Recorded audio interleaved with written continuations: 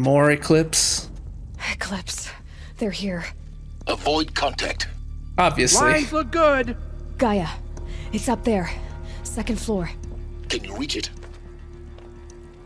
So much for avoiding contact.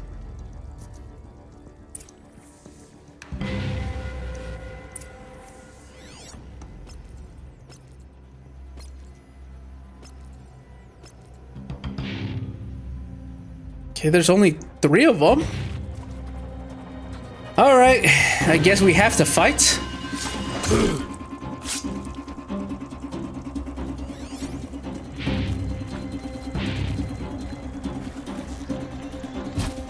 Who's firing at me? I saw the silent strike button prompt. Too late.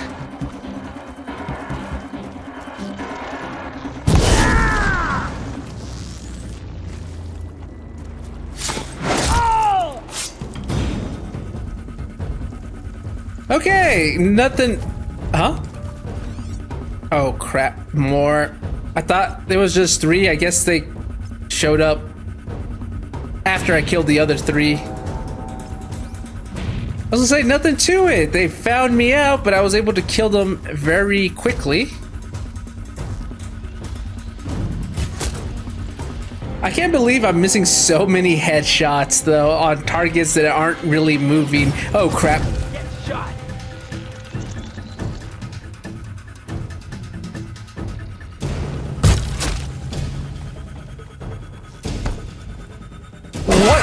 What the hell? Perish. That arrow looked funny. It looked like it was glowing with the power of the sun, but I guess that's because it was a fire arrow. I just never seen it glow like that. Usually it's a little more fiery.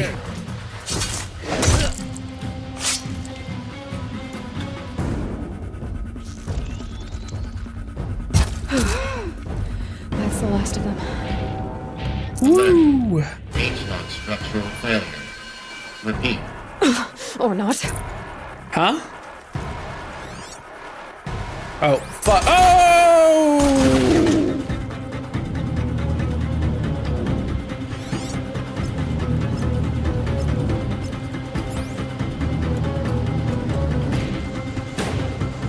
I see him. Fuck.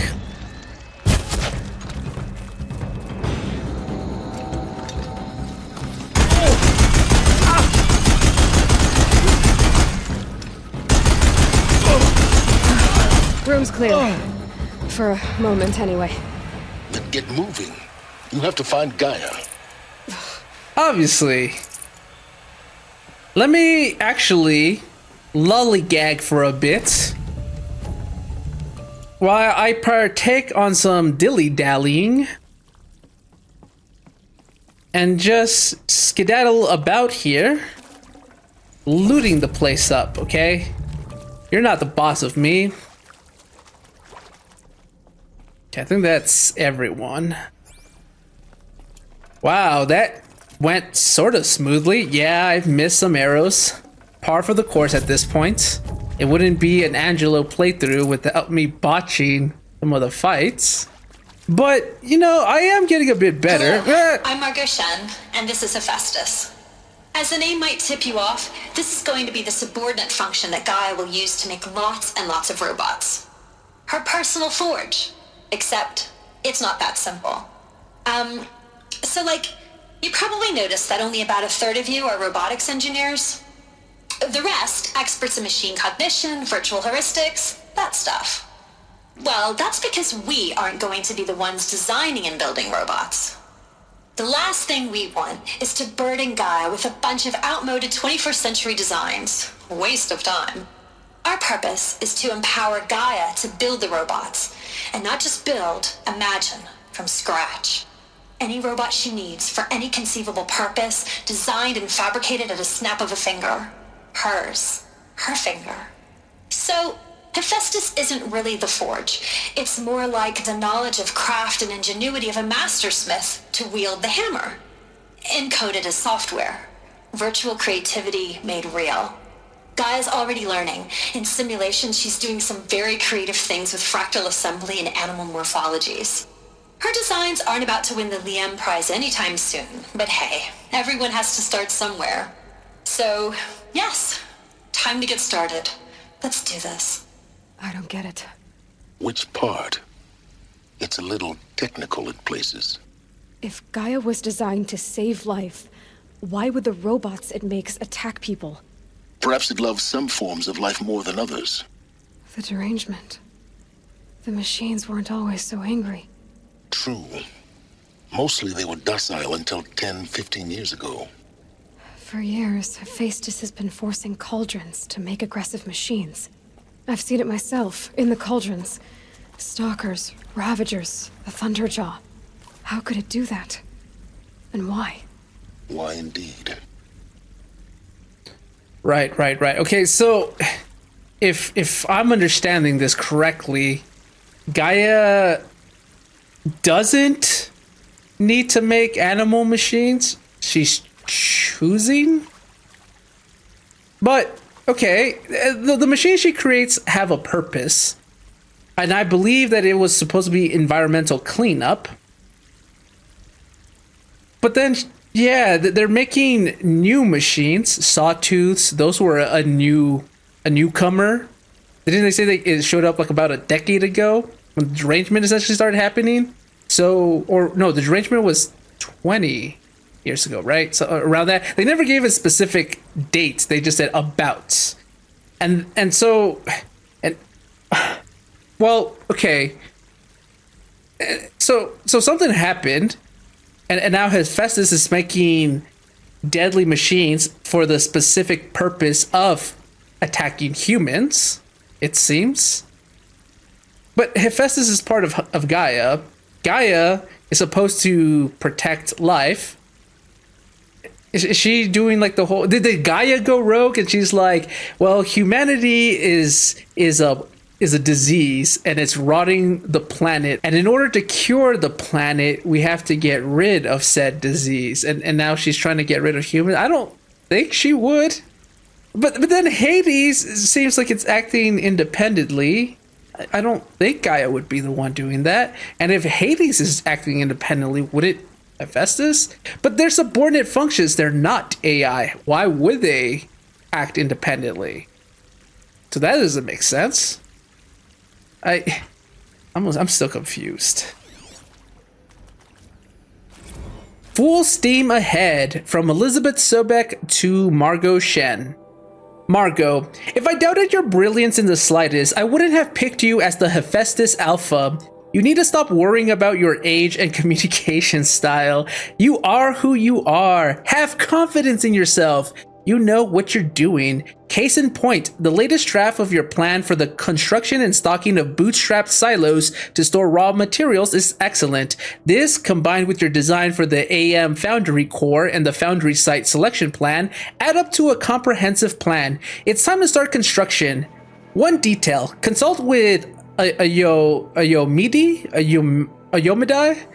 Okilo before you finalize the silo inventories. Hephaestus's first task will be to fabricate the robots that will construct the waveform broadcast towers Minerva will use to transmit the deactivation codes, so any exotic materials needed for the towers should be accounted for in the inventory plan. Elisabet, right, that I forgot to bring that up. The spire, the tower, the thing that's in Meridian. It looked like the thing in Elisabet's presentation that said was going to act as an antenna to broadcast the deactivation codes. So yeah, initially when I saw that spire, I thought it could possibly be like an antenna, but I thought it was more like the people of the before time using it as this one singular antenna to send out a bunch of like frequencies around the world, because it would be much more efficient or something. Like I thought they were the ones who created it, but no, I guess it was Gaia.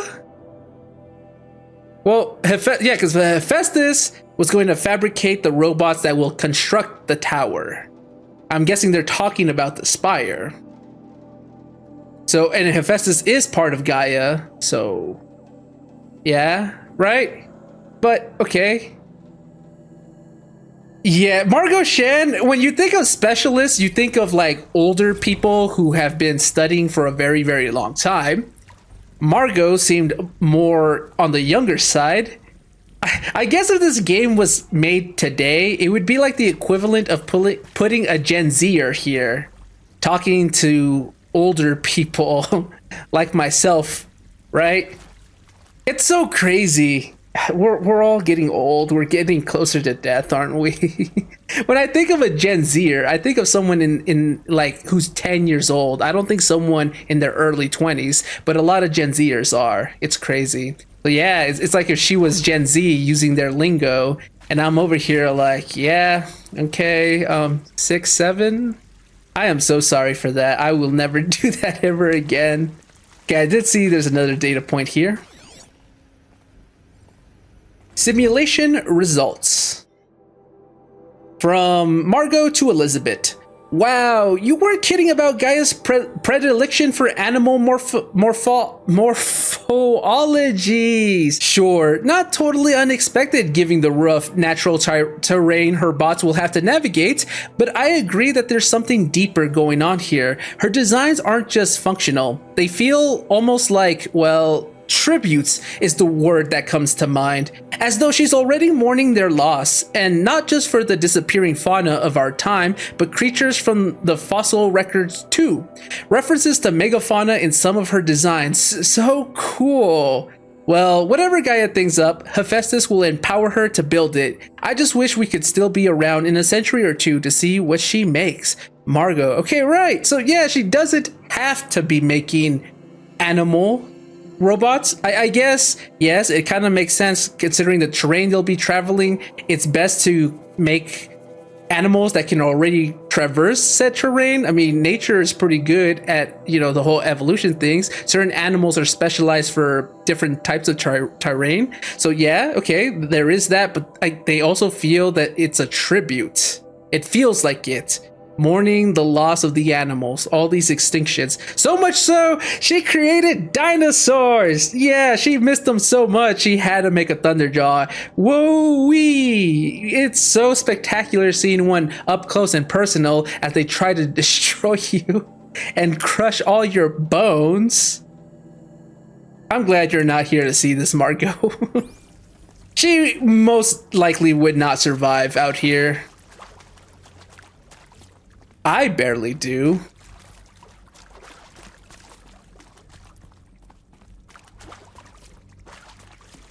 So, yeah, it's all starting to make a bit more sense now that we're learning more about these specialists and what they're doing and what they're contributing to. Oh, there's the data point. Okay, I'll expect it when I'm on the other side. They're contributing to this project. It's like they have their purpose. Their field of expertise. I think this is it. Elisabet Sobek's office. But it's sealed off. There's got to be a way inside. Keep looking. I am silence. And so they were supposed More to... clips. Careful now. I will be careful. So, yeah, okay, so... life was going to be eradicated. Gaia's job was to repopulate the world with life. I still don't understand how they were going to bring humans back to life from embryo states when there's no one left to take care of them. Because unlike other animals, we need a lot more care and attention as children. Other animals are born pretty much knowing what they're supposed to do. Like some deer are able to walk within Welcome to minutes. the collective memory of the human species and the wellspring of knowledge for future generations. I am Samina Ebaji. Until recently, I was director of the International Collective Memory Institute in New Tehran. As a heritage professional, I devoted my career to the preservation of human knowledge, creative endeavor, and cultural achievement. Apollo is, therefore, the ultimate embodiment of a lifelong passion, albeit under the very worst circumstances imaginable. The challenges before us are immense. Specifically, we will have to design and implement 4 major initiatives simultaneously. First, the construction of data repositories in cradle facilities around the world ensuring redundancy. Second, the collection and processing of a projected 180 million discrete data entries. 42 zettabytes of data in Mandarin, English, Spanish, and Arabic. Third, the transferal and encoding of all that data onto DNA encapsulated in synthetic fossils. The only medium capacious and durable enough to safeguard it without degradation for the centuries to come. And last, but not least, the development of the holographic interface and gamified curricula, by which future humans will commune with Apollo, progressively unlocking heuristic learning modules, leveling up their knowledge and skills they will need to take control of the terraforming system. That is the future towards which all of our efforts will be directed. Not just the preservation of the past, but the seed for the flourishing of a new tree of knowledge. Welcome, and let us begin. That scared me so much. It sounded like I was about to sing right there. I've been jump scared in this area more than I have throughout the entire game. I don't think I've ever been jump scared in the game so far, have I? I don't remember, but so far it's like at every turn there's just random holograms being played, or I see the eclipse out of nowhere and it scares me because, you know, I get startled. Okay, first of all, I barely understood what she said. I get the gist of it. It's a bit technical, too technical for me as well. I need a real life silence to explain a lot of it for me.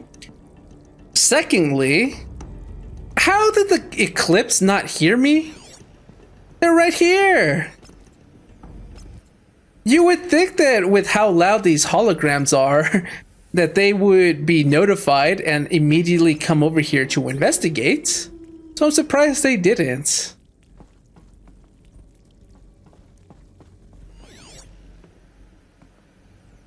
Encapsulated DNA. But that's what I was saying, though, as I was trying to say before I got jump scared, is like other animals know what to do more or less the moment they're born, because I guess it's encoded into their DNA over thousands of years. They know, like, turtles don't need to be taught like to book it to the sea once they're born. They just know it instinctually. They crack through their eggs and they just make a beeline straight to the water. Some of them do not make it because they're tasty morsels for other animals, but a lot of them do make it. And then once they come of age and then they're ready to give birth, they go back to where they were born to start the cycle again. And then those little turtles know exactly where to go. They're not taught. It's just instinctual. You know, it happens to a lot of species. Humans are not the same way. You leave a baby to fend for itself, it's not seeing past like 3 days because they're going to be gone by that point. They need a lot of care, a lot of attention, a lot of nurturing. Who is going to do this for the humans? We're talking about Apollo helping give these new generations of humans the knowledge, not just to learn about the past world, but knowledge for the future as well. They can set them on their way. But who's like helping birth these children to help them come of age to learn all of this? From Samina to Elisabet, encapsulated DNA, and the winner is encapsulated DNA. Over the past 10 days, I performed an exhaustive review of data storage solutions, magnetic, optical, quantum, even that eternity tech that Fast was shilling a year or so ago. But every other solution has one or more fatal shortcomings. Too heavy to transport, too massive to install in the allotted space, too power intensive over the centuries, too prone to failure past 300 to 400 years, etc. Encapsulated DNA will easily hold the 40 plus zettabytes we're projecting for Apollo. There are still many details to finalize, of course. To start with, we need to select the inert material in which we'll embed the molecules, already testing 16 candidate materials, as well as design and fabricate the power systems and sealed reliquaries. I can't speak today. I can't speak any day. reliquaries, we'll keep that will keep the DNA at negative 18 degrees Celsius for 100 or 1,000 plus years. So long as I assure you that it didn't factor into my decision, may I confess that I deem it entirely fitting, indeed propitious, that we will be using the very building blocks of life to preserve human knowledge from mechanized extinction? It's not just ironic, but heroic. Life as the hero, beating back the forces of oblivion. In any case, much to do. Until next time, peace be with you, Samina. How is that a thing currently happening right now, or is this very fictitious just for the game's sake? Can you write information into DNA? I mean, I know that DNA carries information. I was just talking about how that's the case for various animals and how they're able to instinctually do a lot of things that they were never taught because it's in their DNA. So yeah, it carries information, but can we as humans rewrite DNA with information to use as storage? Is that something humans are currently trying to do? Apollo update. From Samina to Elisabet, over the past 2 months, the full benefit of our procurement of a copy of the Homer archive from Far Zenith has made itself known, and as a result, all of Apollo's key deliverables are on schedule. Apollo has already surpassed 40 million discrete data entries and continues to grow. The physical science modules are effectively complete, with soft science modules close behind. World history, cultural data, and media archives are also on schedule. Language preservation is wrapping up a bit ahead of schedule due to falling short of our goal to preserve 4,500 languages. I suppose the tragic early loss of Papua New Guinea doomed that goal from the outset, with attendant curricula development about to begin. Speaking of the heuristic curricula, they are performing well in testing, with children and adolescents demonstrating high levels of engagement with and trust in the Aristotle and Aspasia personae. Personally, I find them highly engaging, especially when they debate. I wish half my professors had been so entertaining. Peace be with you, Samina. So Apollo is looking like it's about to be complete, but then what the hell happened to it? The full benefit of our procurement of a copy of the Homer archive from Far Zenith has made itself known. I have no idea what that means, but I recognize the name Far Zenith. We've read it in some of these data points.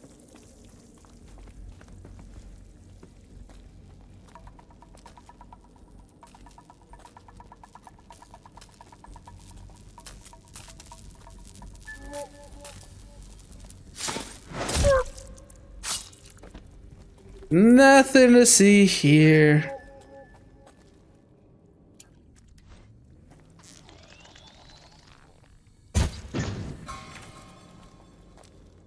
You hear that? No, you don't hear anything. It's nothing. You keep your back towards me. All according to plan. What I meant to do was shoot an arrow behind this guy so that it could create a distraction for me to sneak up on him and stab him.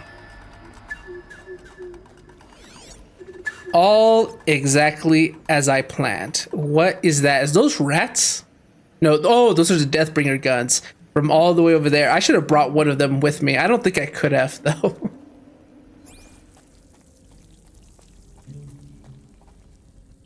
There is a data point up there. Close. I know it.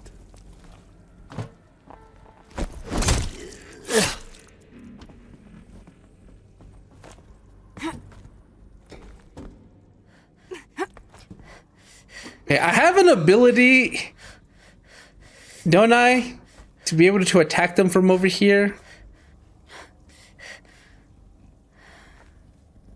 I guess I don't have to wait for them. I could have just gone up there and tried to sneak up to him and attack him. Helis put a bounty on her? I wouldn't mind some extra shards. Talking about me, and if Helis put a bounty on me, huh?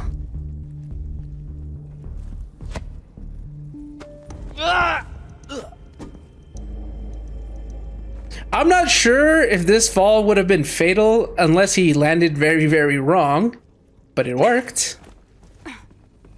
I don't get to use that ability often, so I'll take it.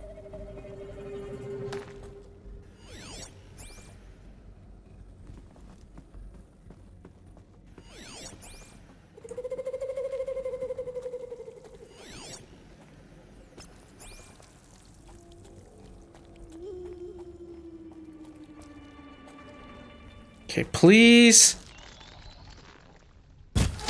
Thank you.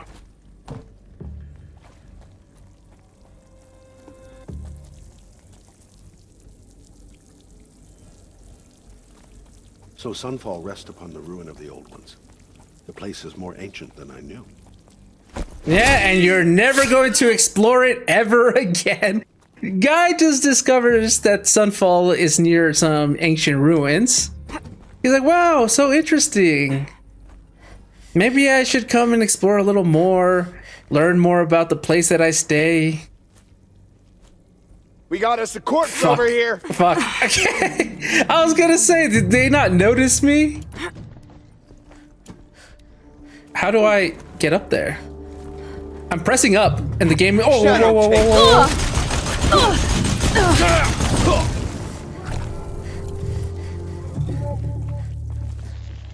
That's the last of them. Alone once more. In what should have been a cave of wonders. Look around. See if anything is left. I was going to see if I could throw them off to their death from that short distance. I didn't think it would, and yeah, the game never gave me the button prompt. I was surprised he didn't see me, but I was trying to go up, and the game won't let. Oh, now it did. What? I was pressing up the entire time. I was even trying to jump to see if that would help. I'm supposed to go that way. So let me check out the data points. Yeah, but that poor guy, he's just astonished that he found ruins. It's like, yep, this is the first and last time you'll ever see them. Well, hey, it was either them or me, right? Harris testimonial received 15 of January 2066. Stacks closed, unable to archive. Unable to archive? No corruption detected. Dr. Sobek, please archive this testimonial in Apollo. Cross-reference to all mentions of my name and Operation Enduring Victory. My name is General Aaron Harris. From 2060 to 2066, I served as the chairman of the Joint Chiefs of Staff, the highest-ranked officer of the United States Armed Forces. The tenure of my command included strategic planning and oversight of Operation Enduring Victory, a falsehood perpetrated on the civilian populations of the United States and other nations during the last 14 months of life on this planet. Before the Pharaoh Plague, I did my job and did it well. I was bold and decisive, crafty in political maneuvers. It wasn't an accident that I rose to my position and became the commander of the largest mechanized force ever assembled. But to what end? My only lasting achievement was the extinction of life on Earth. And my one redeeming act, if any, was to delay that extinction by days or weeks, by throwing more death at it. It is my hope that there will be no need for men like me in the world to come. If you are one of the people of that future world listening to this message, please know that I am sorry and that I wish you well. Sincerely, Aaron Harris. This is what he wanted archived when we first heard about this at the Robot Command, right? It says stacks closed. I don't know what that means. Unable to archive. This is what he wanted archived, and it's not being able to archive. Was it like... So, was there a malfunction? Was the information too full, and maybe Elisabet deemed this too irrelevant to include, so she didn't make any space for it? Or did she just make a conscious decision not to include it from the beginning? It sounds like maybe, I don't know. Regardless, it's not archived, so I'm like the only person who will ever hear this. Aaron Harris, I definitely like his character. Especially for a general, usually you think of them as like meatheads, even though they're supposed to be at a high ranking position, they're supposed to be somewhat intelligent. They're not always portrayed like that in media. Because, you know, they're soldiers first and foremost, so they kind of act like it. But this guy, he's very, very self-aware of how he really is. And he doesn't want it to be sugar-coated to future generations. He wants it all put on the table. Let them decide. Is he a villain? Is he a good guy? Is he someone in between? Someone caught in the middle who had to do what he had to do to save others, you know, for the greater good. Obviously, he's got a lot of blood on his hands, and considering he's a general, especially for the US, it's safe to assume he's already had blood on his hands prior to this incident. So, yeah, he's consumed by all the death that was done, that he caused essentially, because he's the one who lied to the people to get them to rally up and buy Zero Dawn time. Gave them false hope because he knew that if he didn't, they would abandon their posts to go be with their family instead. So it's eating at his conscience. And instead of sugarcoating it or trying to bury it, he wanted this thing to be archived. But it's not, so Aloy's going to be the only one who can judge him. I don't blame him. He did what he needed to do for the greater good. I would be pissed off if I was one of the soldiers he lied to, if I found out the truth. But in retrospect, you know, someone here who's looking at this as an observer, I don't blame him. So welcome to Hades, Zero Dawn's extinction failsafe protocol, the ultimate killer app. Now, I know what you're thinking. The purpose of Gaia is to resurrect life. So why give her a subordinate function, only purpose of which is to wipe out life all over again? I mean, what? Just plumb crazy, ain't it? Well, no, it isn't. Reconstituting a biosphere? That's a tall order.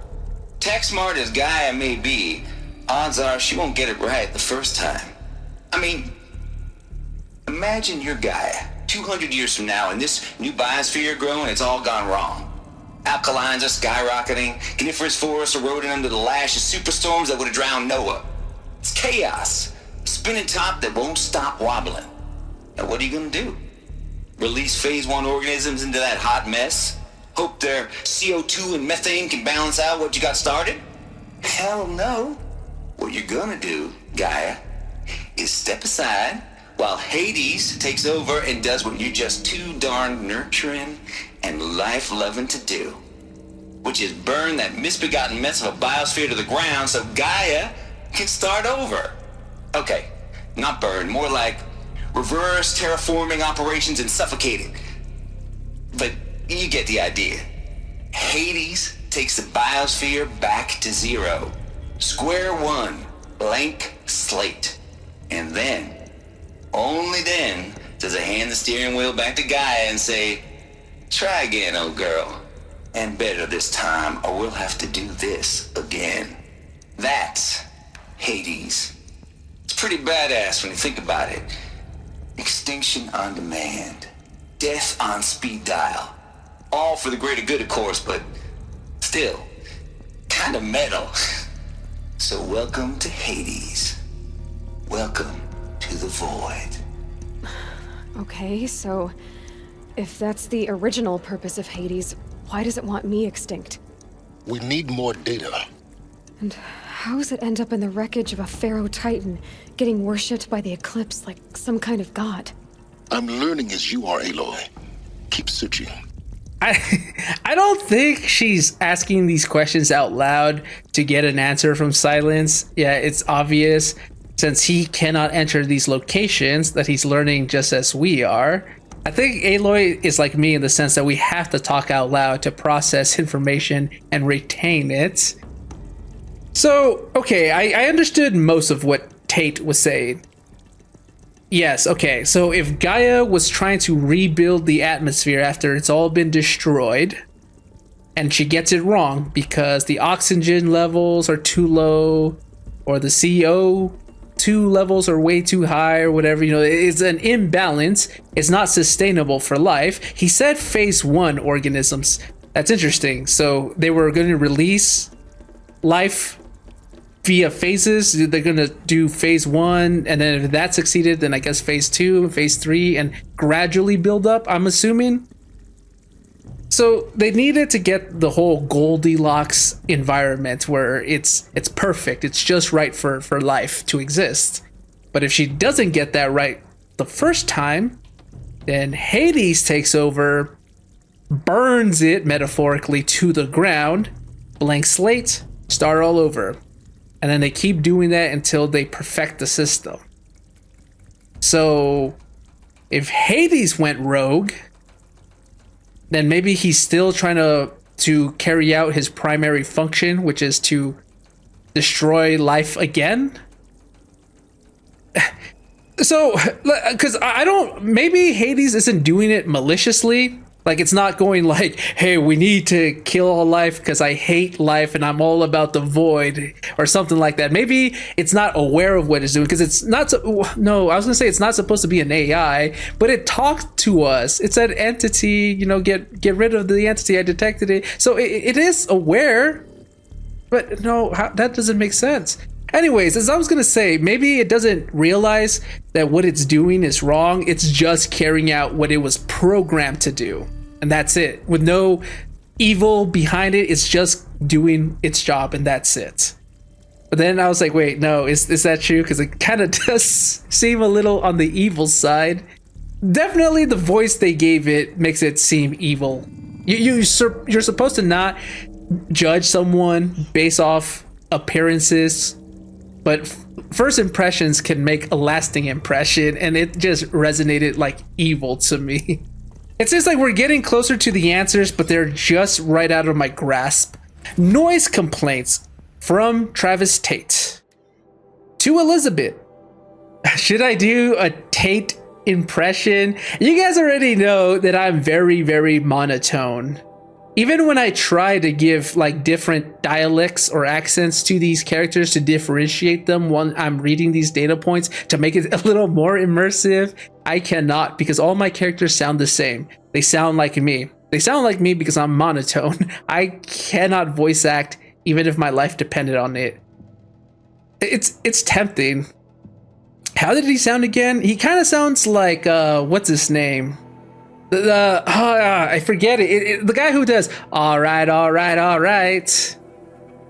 Oh, okay.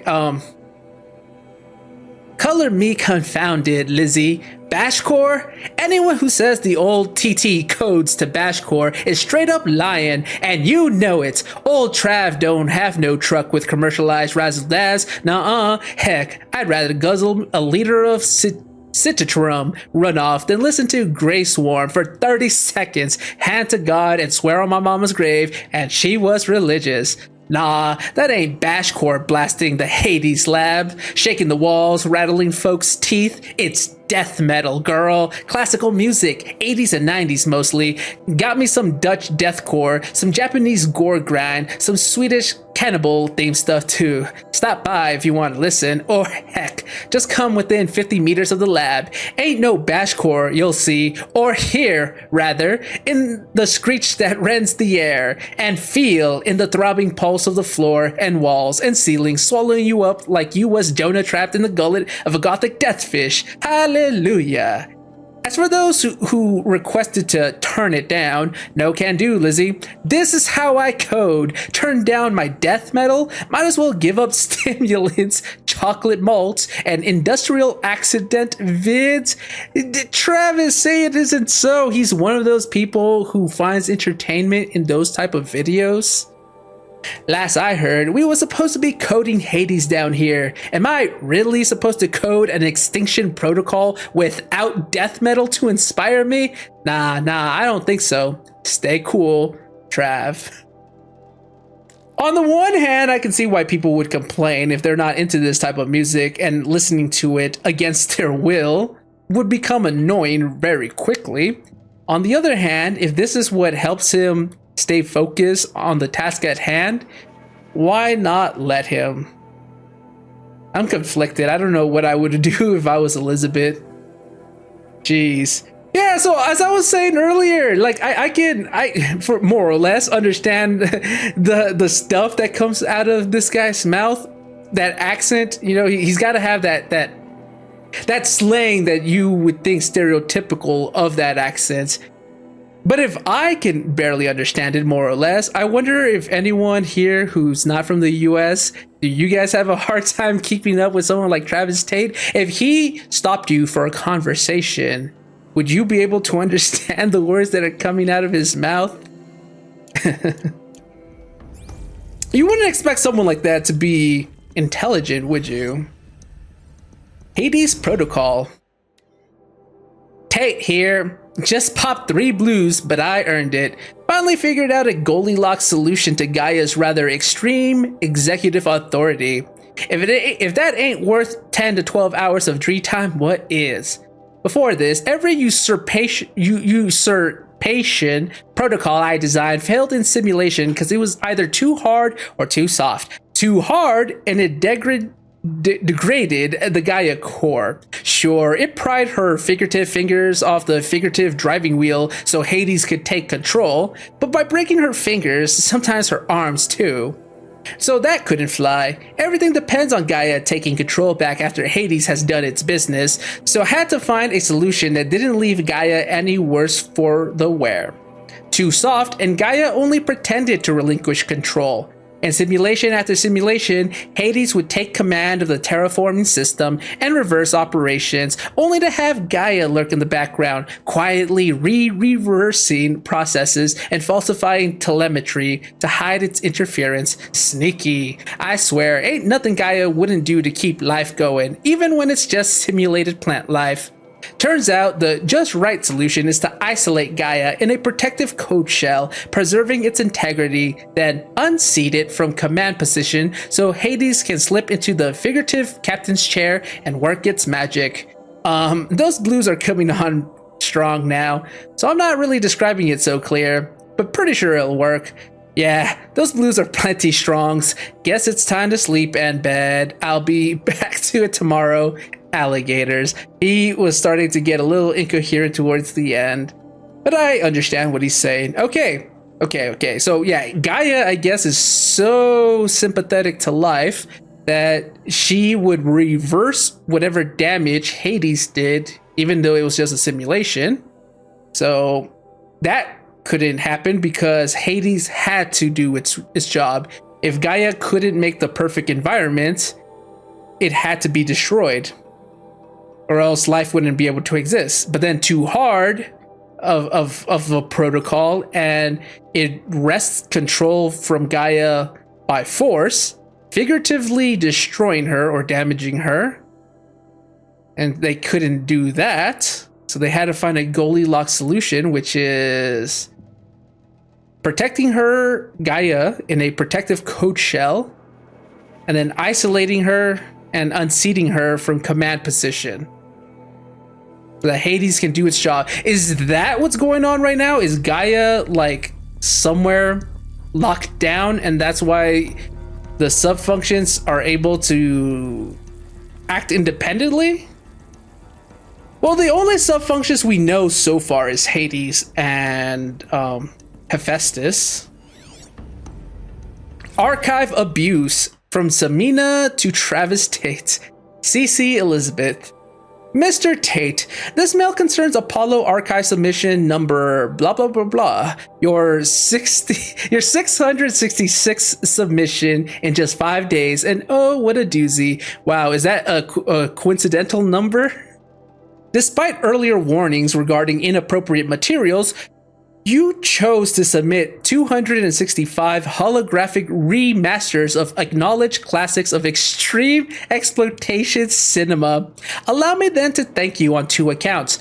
1, for giving me the pleasure of rejecting your submissions, thereby consigning your favorite Eastern European torture flicks and their ilk to the dust heap of oblivion. It truly warms my heart to know that I have saved future humanity from the ordeal of experiencing not just one, but all 16 installments of making a millipede. Don't worry, the Pasolini material has already been preserved. Extreme, perhaps, but art. Is making a millipede supposed to be a reference to the human centipede? Because I saw that movie out of curiosity once, and boy, did that make an impression on me.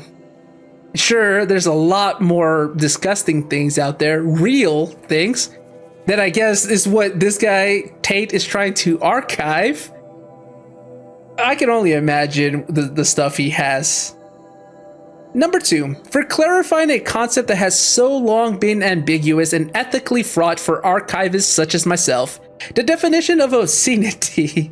You have freed me from the subjective quagmire embodied in George Potter's famous utterance, "I know it when I see it." Thanks to you, I can now apply a single objective criterion. If Travis Tate submitted it, it's obscene. Accordingly, I have directed Apollo staff to summarily reject all of your future submissions sight unseen. Perhaps you might invest the time you would have spent preparing further submissions on, I don't know, your assigned work?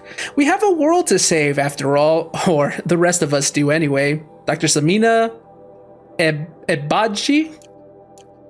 I butchered that name. I know it.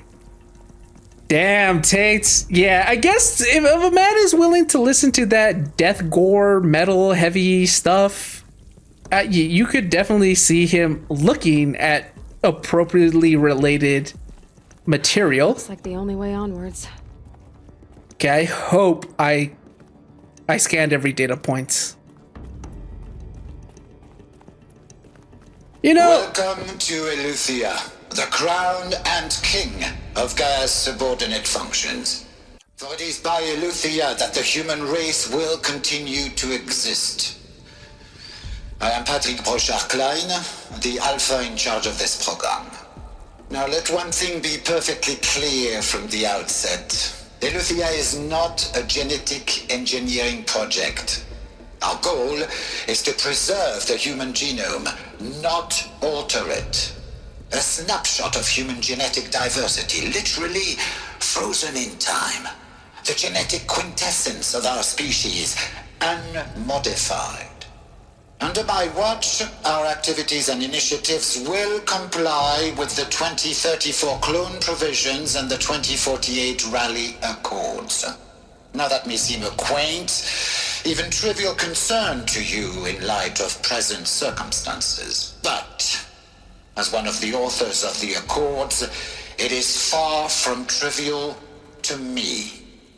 The practical challenges before us are staggering in scope and complexity, but not insurmountable. No. Global collation and provisional storage of zygotes, perfection of exogenic technologies, design and perfection of servitors, to provide nurture and inculcation during early child development. All of these program components must and will proceed in tandem, to say nothing of the breakneck construction of cradle facilities at sites around the world. So, si vous êtes prêts, let us begin. The way he said insurmountable was a little funny. How he emphasized it. Insurmountable. Out of all the holograms to speak to me today, this one I understood the least. I've heard of zygotes before. Hold on. What are zygotes? So I could be a little more educated. It says, a zygote is the initial single cell formed when a sperm fertilizes an egg. Oh. Okay. The whole embryology thing, right? Okay, I kinda understand. Hey, speaking of embryos, don't these things kind of look like incubators? Like where they would put babies? I guess they would put the zygotes in there until they fully formed, kind of like an artificial womb of sorts. I don't think that's a real thing though. You're supposed to put babies in there. But considering that they're trying to like bring zygotes up into a human, I wouldn't be surprised. FZ Chambers. Far Zenith? From Patrick to Elisabet.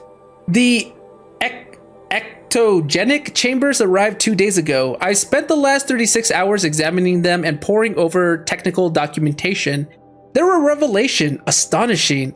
I don't know what you had to give Far Zenith in trade to get these chambers, but it was worth it. In a single leap, their embryologists have vaulted past 50 years of technological shortcomings.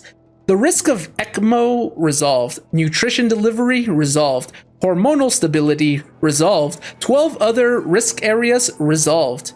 Before I examined these chambers, I considered the Odyssey to be a fool's errand. But if the rest of Far Zenith's technology is at this level, well, a human colony around Sirius doesn't seem so impossible after all. Mass fabrication of the chambers will present a number of challenges, but I'm confident they can be resolved. I'm going to rest for a few hours, then get back to it. Expect a fabrication plan within 48 hours.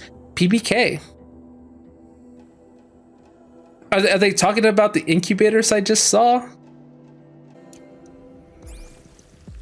Are these the chambers? Oh. Are these what I think they are? Artificial wombs. Machines to spawn a new generation of human beings. I was right. Okay, they are like an artificial. I am so proud of myself. And yes, these are the Far Zenith chambers. Yeah, they were really prepped to leave the Earth. Cradle Servitor Personae. From PBK to Elisabet.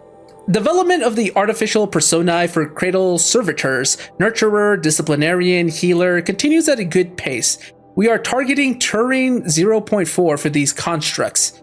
This should allow low-grade empathy and limited improvisation without undermining adherence to codified behavior sets.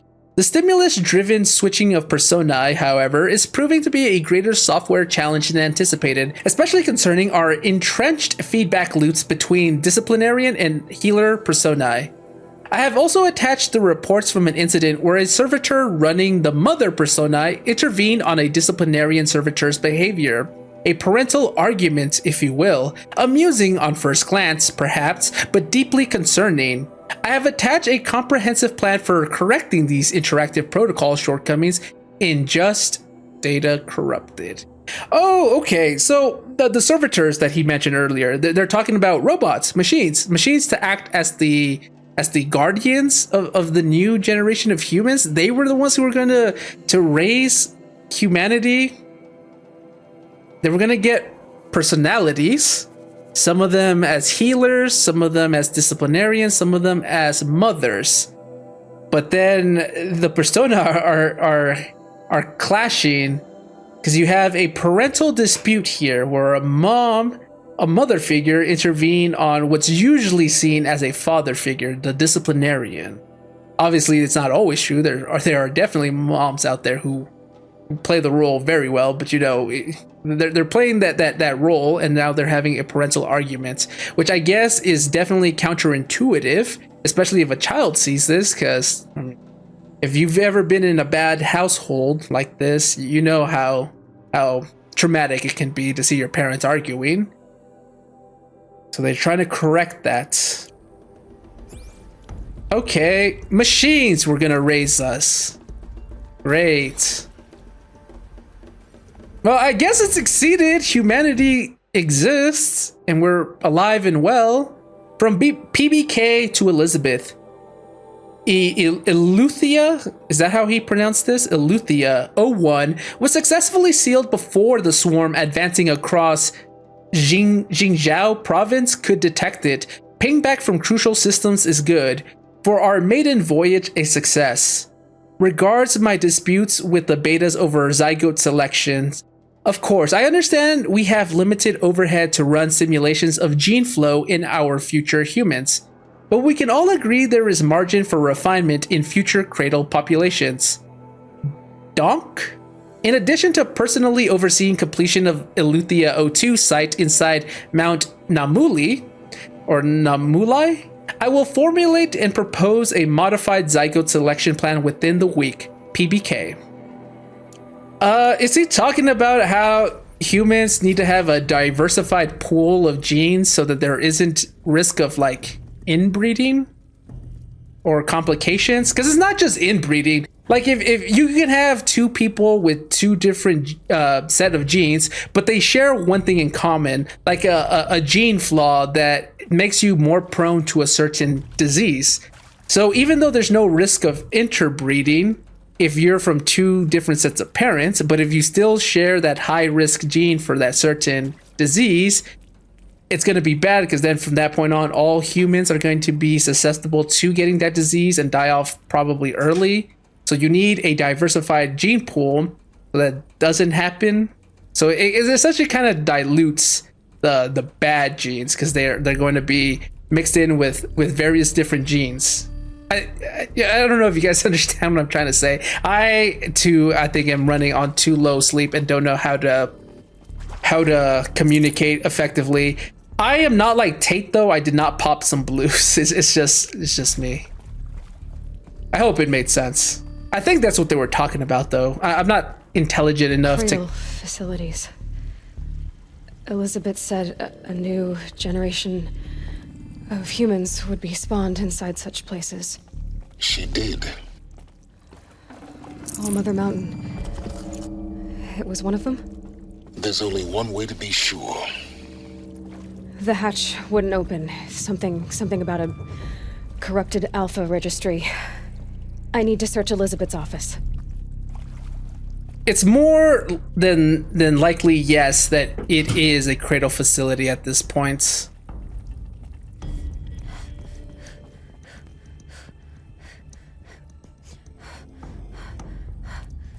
Okay, let me check the left side first.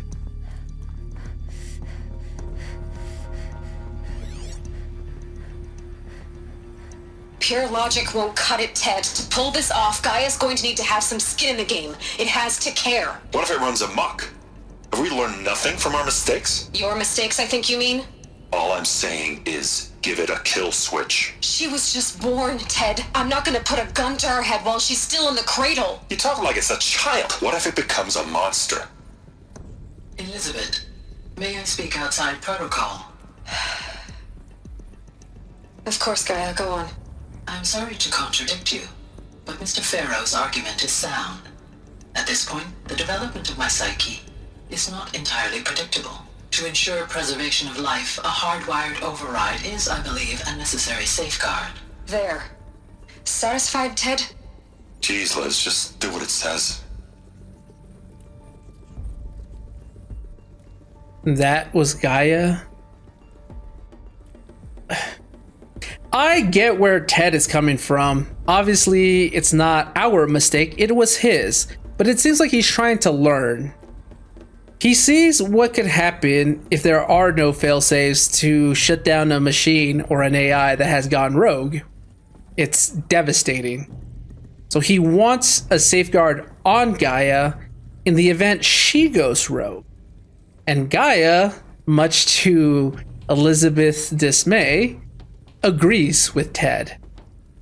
So, yeah, I don't think, because Gaia seems very sympathetic. Like, she is willing to do anything to protect life, even undoing Hades' damage. She agrees with Ted that so much that she wants to protect life that she's like, hey, if something goes wrong, there needs to be a kill switch on me. I don't think Gaia is the one sending out Hades to try to kill me or forcing Hephaestus to build these death bots. Something more is going on. But hey, Pharaoh learning from his mistakes, it seems. Looks like it used to hold something.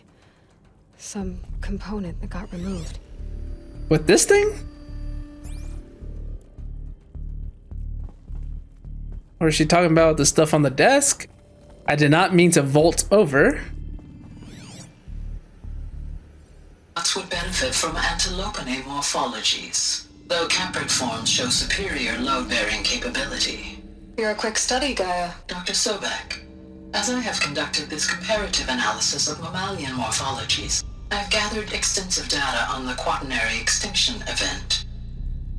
Oh? And your assessment? Gaia? Logically speaking, the extinction was a natural consequence. And yet, I find the loss of megafaunal species unaccountably sad. That they passed forever into oblivion causes me to experience a grief that is difficult to describe. Am I malfunctioning? No, Gaia, you're not. This is good. It's very good. So this is Gaia experiencing emotions like sympathy, grief over the loss of freaking dinosaurs so much that she made them and now they're trying to kill me. Okay, relax. They are very dangerous death machines, but I'm sure that was not Gaia's intention. But she did miss them a lot. Hence why she created them eventually. Yeah, even more evidence to show that it probably, most likely, definitely was not Gaia sending Hades out to kill me. And what the hell happened? The only thing I could think of is what Tate was talking about earlier, about how she could be unseated from control. And maybe she's isolated somewhere and we need to free her? I also find it interesting that Elisabet is treating Gaia kind of like a child because, well, she did create Gaia. She's going to have some emotional attachment to her as well.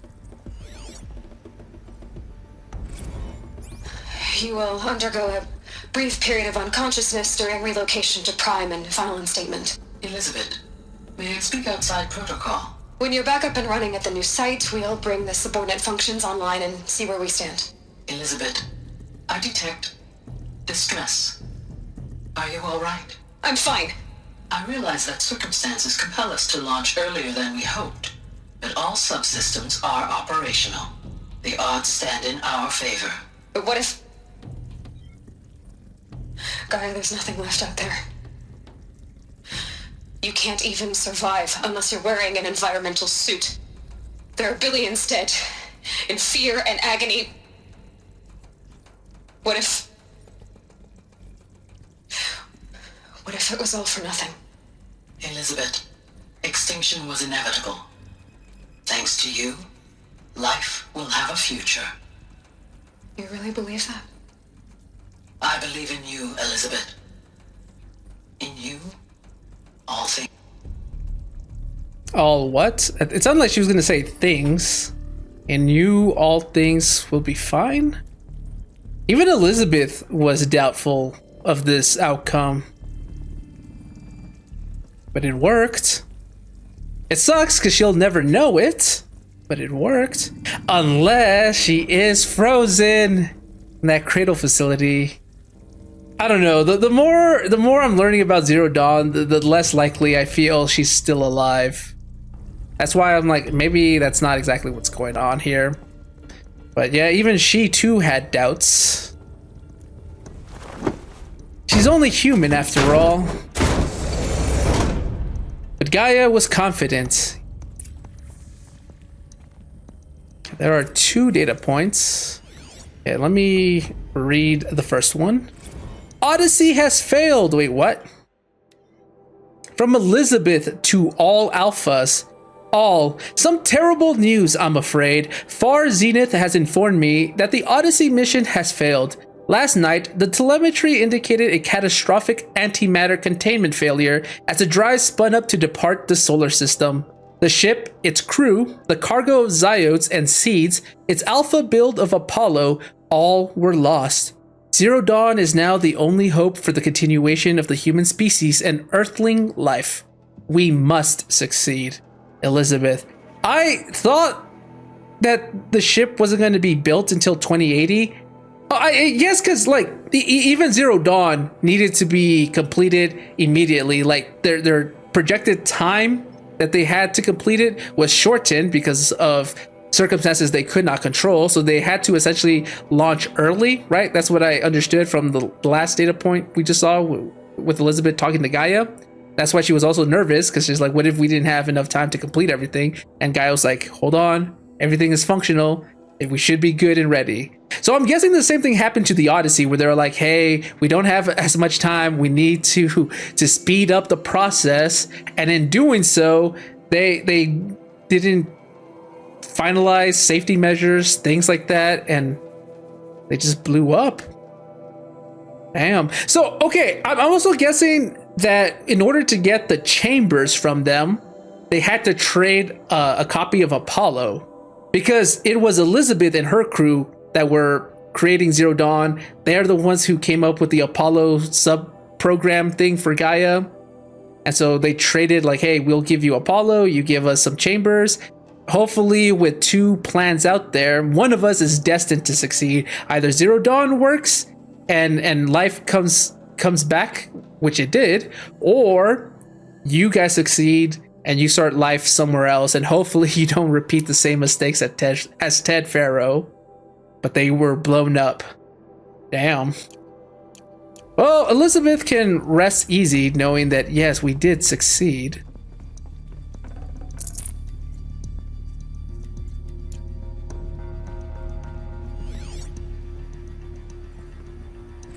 Artemis status. From Charles to Elisabet. It's coming along, Liz. I'm positive about it. If those words can still mean anything. Had my sleeves rolled up negotiating with frozen zoos for their samples, so many species trapped in ghoulish hologram dioramas suspended in what-ifs, more than 14,000 that went extinct between 2000 and 2043. We started mapping out primary succession, selecting the pioneer organisms for a balanced and sustainable biosphere, microorganisms and insects, rabbits and hawks, fox and wolves, thousands more that will have to wait their turn until our new generation can be entrusted with the duty of restoring them, so they can return to a world that, this time, will understand the concept of conservation before it's too late. There's already been too many too lates. We lost a whole collection team during the swarm breakthrough in Myanmar. The samples we lost were, well, irreplaceable. But thanks to you, Liz, the circle of life will bend, not break. The Earth was a lifeless rock before, and someday it will be again. But not now, not like this, not on our watch. Ronson. Yeah! He's got me pumped up too. We will turn this around and succeed. So they didn't get to save all the animals, but they got a lot of them. And so the new generation was going to restore the rest of the animals. We see some of them, not a lot. Like we have like some of the small animals we see, like foxes, rabbits, boars. Like I think boars are the largest of the animals I've seen, but they're still relatively small when you compare it to like rhinos, elephants, and giraffes. Those are way too big. We're also like in the United States, so I don't think they would release those animals here. But we also don't see bears or cougars. So yeah, we don't see too many animals, but we have seen some of them. I don't know if that's just because of technical limitations that they couldn't put a wide variety of animals into this game, so they just kind of simplified it for us, or if that's part of the story. But we see some animals. I guess we were supposed to release the rest of them. Apollo was supposed to help us with that, wasn't it? I remember Samina saying something about helping us to take control of terraforming or something like that. So I guess while Gaia was going to do the bulk of the work, we as humans were supposed to do the rest. But we didn't because we don't have Apollo. Because something happened and all that information was lost and we stayed as a primitive life form. No, why did I say a primitive life form? Oh my gosh. I'm thinking of like what Silence would say. No, we stayed in a more tribal life state is what I meant to say. Okay, you know what I mean. Anyways. Okay, what am I supposed to do? Oh, right here. I'm supposed to interact with something over here. The Alpha Registry master file. Intact? Yeah. No signs of corruption. Then what are you waiting for? Copy the file. With this, I can restore the registry at the hatch inside Allmother. Open it. Go inside. And grasp the secrets within.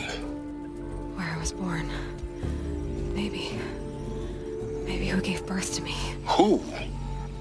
Are you really so naive? There will be no who waiting for you there, Aloy. Whatever birthed you into the world was a what, not a who. Damn! Oh no, I had a legitimate birth. It's you, Aloy, who are the creation of a machine. But what kind of machine and why? Why were you created? He's not wrong, but he doesn't have to say it out loud. Oh my gosh, more Eclipse. You need to get out of there. What you found is too valuable. You're too valuable.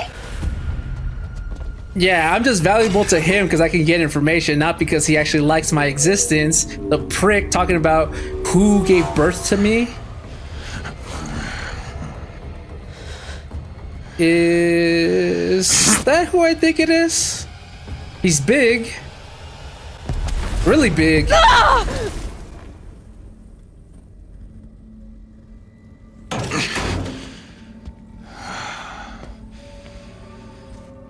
Still alive. Good.